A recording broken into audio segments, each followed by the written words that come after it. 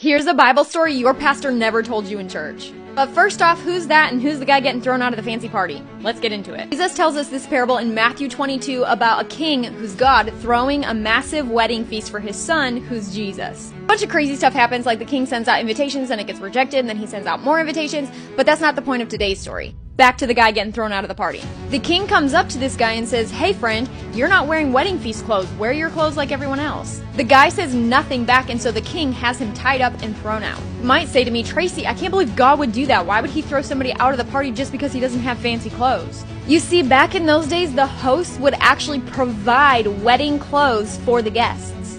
So the wedding clothing really represented the salvation that Jesus provides. But the man was kicked out because he thought that what he was wearing was good enough.